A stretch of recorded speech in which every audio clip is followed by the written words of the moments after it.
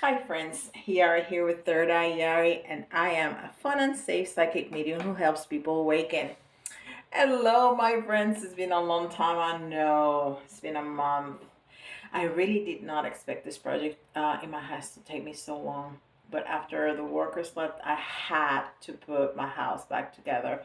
We were literally tripping over furniture and boxes and crap, so I took a week off of work, and from sun up to sundown, I worked and cleaned and organized and purged, and now I'm done. Which proves that when we say get rid of what no longer serves you, we are not only talking about people and relationships, we're also talking about stuff. I had a million books that I will never read again. Never mind clothes and shoes, but just papers that were important at the moment, but years later are no longer relevant. Kids' toys, you name it. So I'm back. So happy to be back. I miss doing videos and tarot readings. Just a heads up, I will no longer be doing daily readings. I may do the mini readings, but not the long readings daily. Not sure how many times a week, frequently, but not daily. Okay, so now going back to your previously programmed video. The new moon in Gemini is taking place on June 18th at 12:36 a.m. if you happen to be on the eastern seaboard of the United States. This is the finale to a manifestation season, and we're going to talk in this lunar update about how this season is shifting into the next season and what we're encountering and why the energy here and now is a bit different than the energy we had in the first 4 months of the year and what to expect next. June really marks the finale of this season of major ability to call in stuff, major manifestation, shift timelines, parallel realities, and that kind of thing. If you want to learn more about how to use astrology to manifest whatever you want, then I strongly recommend that we work together privately. If you want to have a conversation about how to work with this energy and how to prepare for the upcoming Venus retrograde, definitely book now. We're going to get into the Venus upgrade, Venus retrograde energy here in this update, in this lunar update. I'm going to give you the dates and what to expect with that as well. If you are new to this channel, welcome. And if you hear something that resonates, definitely subscribe and give me a thumbs up. It really helps the algorithm. Here we have our new moon in the sign of Gemini conjunct with Juno, or the energy that I read as a divine feminine energy. She's Jupiter's wife. We have all heard of Jupiter on Mount Olympus, but Jupiter had a wife. He wasn't, solo kicking it on the mountain. It was him and his wife Juno. I work with her to really bring in her voice, the divine feminine voice, back into the conversation for all of us. Energetically, you can see that we have, in addition to a conversation with Juno, we also have two sextiles to this new moon, one from Chiron and one from Pallas. And I'm going to break it down in a moment. We've also got a square to Neptune and a trine to Haumea, the creation goddess. And this is really interesting. And what this energy in the new moon represents is new chapters, new energy, or the beginning of a new cycle. But what we have going on here with this combination, especially because the loudest energy is Neptune, and what he brings is a little bit of confusion. Okay, Juno represents relationship, she represents partnership, and she represents marriage. She also is kind of a mother type of energy. Neptune energy can bring confusion about the truth of the direction of things in a relationship or a connection. Just to be clear, when I say relationship, it's not necessarily a romantic relationship, okay? This energy is followed by and influenced by Pallas in Leo. The Pallas energy brings in desire to guard or put up a guard or be self-protective from Leo. Remember, Leo is the ego, his strength and protection. In the shadow side of Leo, there's a little bit of insecurity, which adds to Chiron influence, Chiron being the wounded warrior. In the light side of things, all of this really an energy of recognizing what within us is in the way of our ability to do partnership well. And with the Neptune square, a bit of motivation to jump into the up level required really to take a good hard look into the spiritual mirror. There's growth opportunity in this if you can lean into what is presenting itself as confusion. It's not confusion as much as it's a liminal space, and liminal spaces are always highly charged connection points where we can shift from one reality into the next. Think of it as a fog where you walk in a fog and the fog descends on you. It's really possible for you to go into the fog into one dimension and come out of it in a completely reality and dimension. That's why we consider it very confusing, because the mind doesn't really understand how or why that could be the case. But with Neptune in conversation, it gives us the opportunity to really kind of jump parallel timelines or move into different realities if we are willing to do a little bit of work and a little bit of growth. I'll give you an example. If you're in college and you're studying psychology, but you don't like it, and it will be advantageous for you to change to something that you like better, this is growth. And that will change your timeline. If you stay in psychology, even though you don't like it, that will keep you in that timeline, and that will not take you to where you want to go. Okay. In terms of lack of clarity in a relationship, if someone is not responding to you in the way you want them to, it's very important to think about what is your response to the lack of clarity in that relationship. Do you shut down? Do you lash out? Do you blow it out of proportions? Do you blame yourself? Oh, I knew I shouldn't have done that, and now it's going to go this way because I XYZ again, and I always mess it up. Do you blame other people? Every time they always do this, and I can never count on them to change. I'm just gonna have to accept the way they are. Do you story tell about people and create reasons to self-protect? Do you shut others out? Do you overshare? Kind of vent into anyone and everyone who will listen and throw yourself out pity party?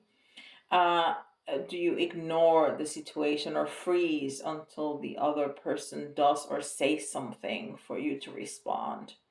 So, our homework now, in order to work with this energy in the most effective way, is to pay attention to your own reactions to any relationship where there is a lack of clarity, because the reaction is going to be revealing where the growth is needed. Sometimes none of those things. Sometimes people will come in and storm in and demand answers. Other times you'll see people take steps and force clarity, force outcome. Whatever the reaction is going to be revealing within you what you need to pay attention to, not to others people's reactions, because only your own, because that's the only thing that we can control, right? The human mind can accept a yes, of course. It can accept a no, even if the no represents something disappointing or unwanted outcome. But the place where the human mind struggles the most is where uncertainty is, with an unknown, with an inability to have a direct piece of clarity about the direction of things. And right now, specifically when it comes to our partnership, in this Gemini new moon energy, more than anything, there's a lack of clarity. And rather than take advantage of this, or nefarious purposes, this is a wonderful time to take advantage of it for personal growth and self empowerment, and to really take a look at, okay, where do I want my relationship with so and so to go? What do I want to experience here? And if the answer is I don't know, that is a perfectly acceptable answer. It is okay not to know everything all the time, even about yourself. It is okay to say, I'm in question about that. I'm not sure what I want. So give yourself permission to be uncertain here, and you're going to find that possibilities open up rather than forcing things to be always as they were, or needing things to have a determined and clear outcome. Um, this, where things are unclear, passes by about June 29th. So keep that in mind. It's very close. But if uncertainty triggers you, and you know in the midst of uncertainty who you are, how you show up, and the things that your mind does and the things that your mouth does, do you have the tendency to say some things that you might not, that you may want to take back after clarity comes in? If that is you, then this is a really good time to maybe take some time, either get a reading or get some coaching or therapeutic support to really deal with what comes up for you. Because I'm sure all of us, me included, can look back at certain relationships, certain times when we did or said things that made things really very complicated, or even finish relationships because we couldn't wait for clarity to come. And when it came, it was just too late. Um, this is the very beginning of the Venus retrograde, what we call the pre-shadow, which is going to come up here on the 19th, and like I said, this uncertainty energy clears out by the 29th. There's some other aspects here that are really showing us how to work with the light, and so I want to highlight some of those. Mercury sextile with Mars and Venus conjunct in Leo. That's creating an opportunity for positive action, positive expectation, positive mindset, and focus on what we're passionate about, what we're excited about, what moves us and motivate us towards creative outcomes and creative solutions. There's an opening with Gemini curiosity and Mars and Venus willingness to just do a new thing and just see what happens. There's a focus on thought and passion and play in Leo and Gemini. It's all about finding creative ways to maintain movement, maintain momentum in a direction that honors our sovereignty. So that's the Leo piece. There's an opportunity for things to move into positive directions with a bit of self-love with Jupiter, trying that Venus and Mars are speaking in harmony. That Venus Mars conjunction in Leo, it's about it's about self sovereignty. I lost myself in my script.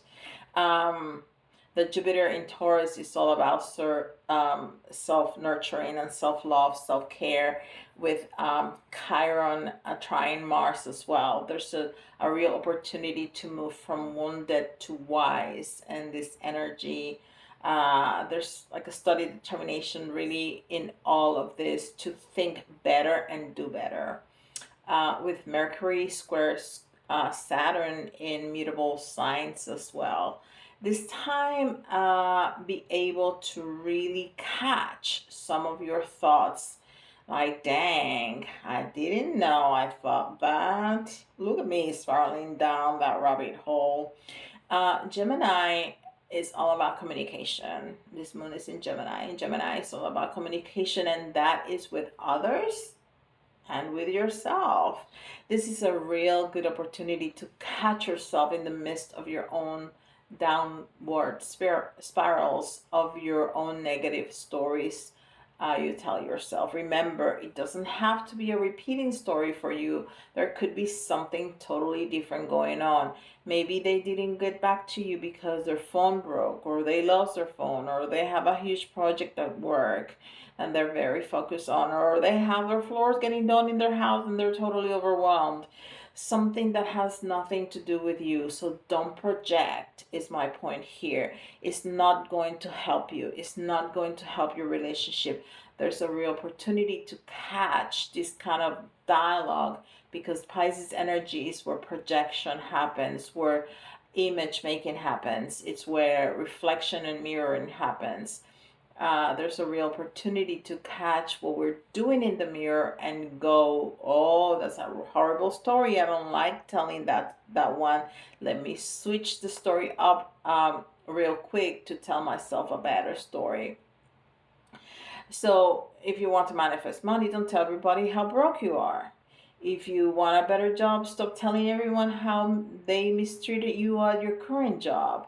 If you don't have clarity about your current relationship, don't assume your boyfriend is cheating on you because that's what the last one did. Start moving to a better mindset and to have the ability to see it from another's perspective.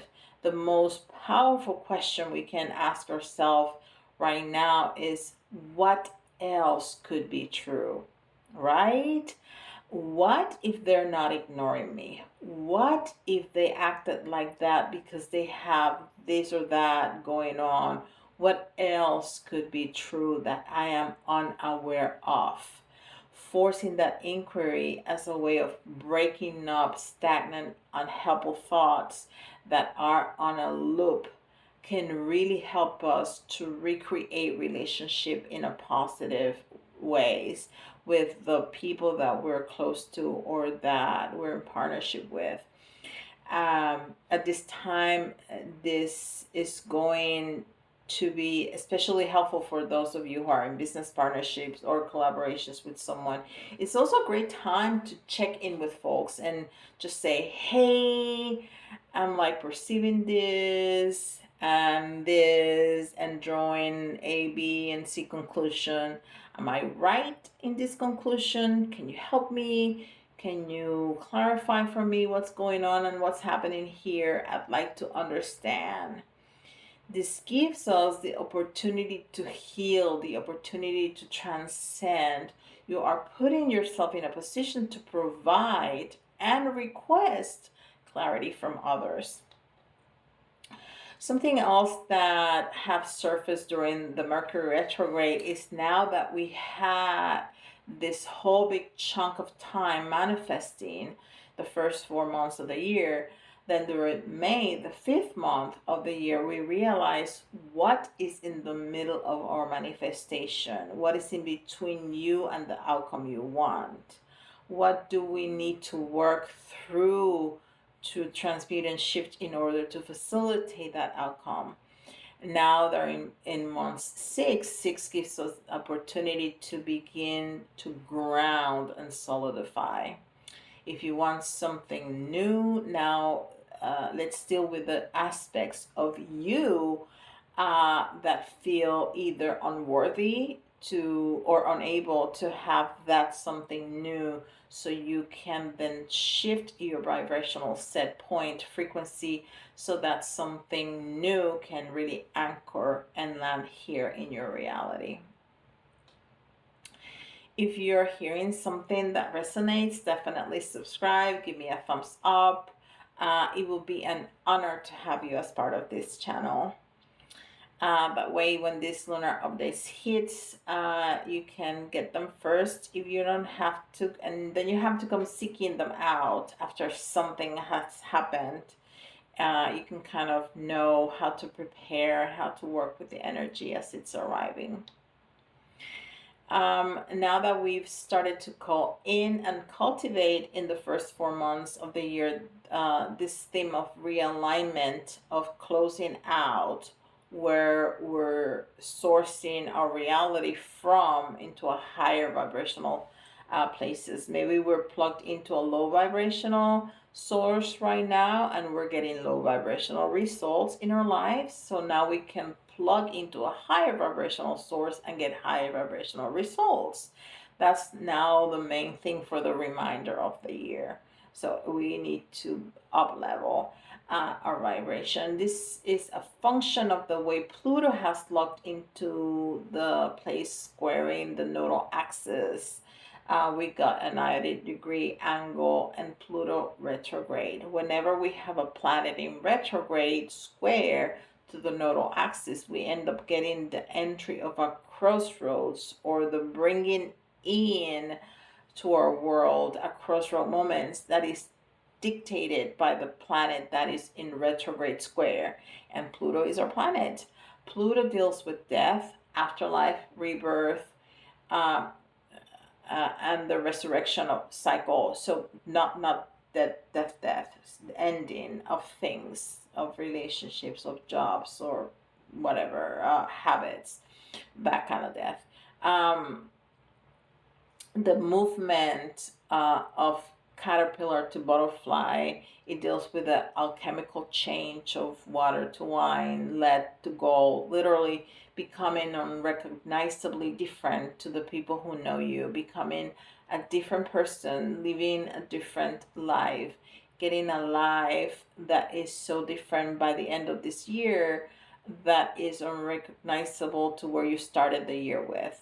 This Pluto square, the note's placement, we have such a great gift, such a beautiful opportunity to close seasons and a relationship to personal power that haven't served us.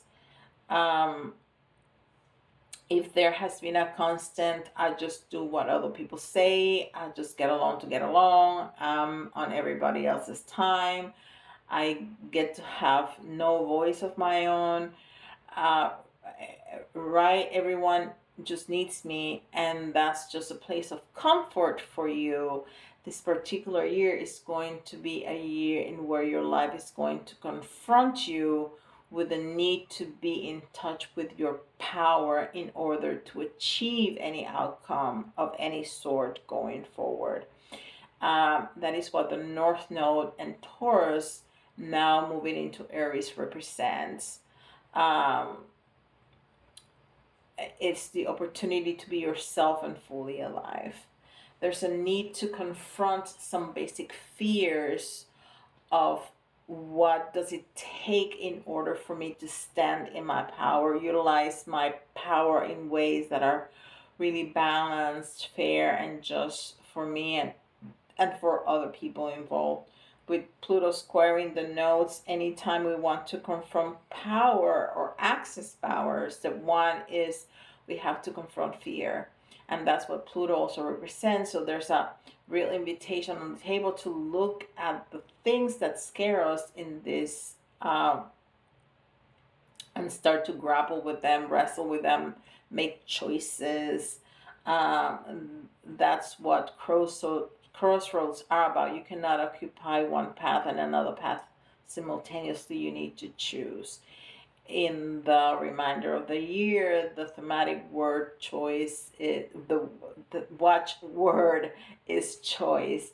We have a very clear and symbolic closing out of everything that we've previously created up to this point with Pluto square, the creation goddess, and retrograde conversation with the South Node at the tail end of Scorpio, and Scorpio really being about endings and completions and transmutation.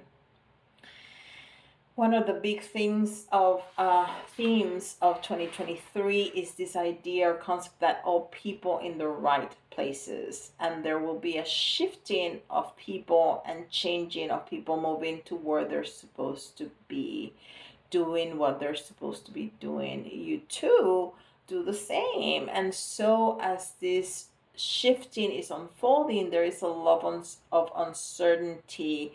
There's a lot of need to be willing to confront and move into some new choices that will allow you to be in the place that you really want to be, living the life that you really want to live.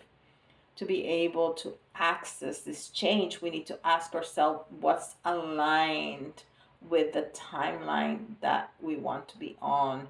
Do our actions and the things that we're doing, the way that we're spending our time on our weekends or our evenings, are they lining up with what we actually say we want to do? Or are we actually spending our time doing things that truly maybe just undermine us? um, we What path do you want to be on? Choose. And yes, that's going to require some endings. Not everyone is going with you where you're headed, but there's no need to burn any bridges to cross them, right? Sometimes you can just let go and give yourself and other people space and permission to evolve in the ways that they're being called to.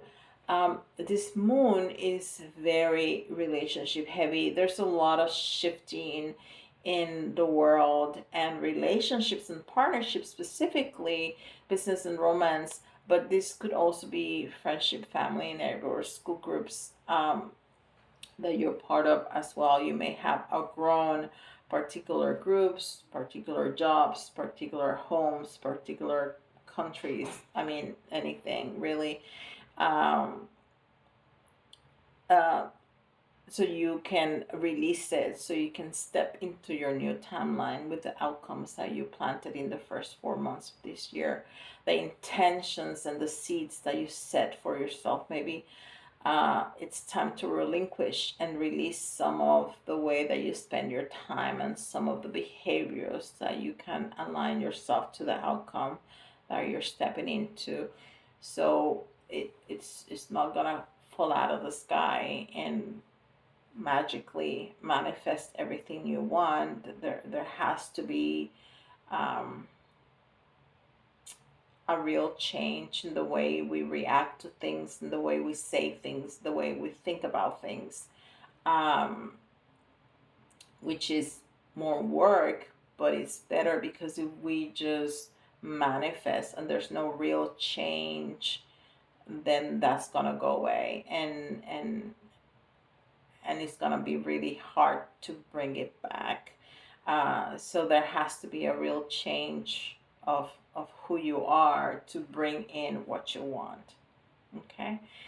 Um, you guys, this has been so much fun. I hope this was clear and helpful. I missed you so, so, so, so much. And I'll see you at the next video. Bye for now.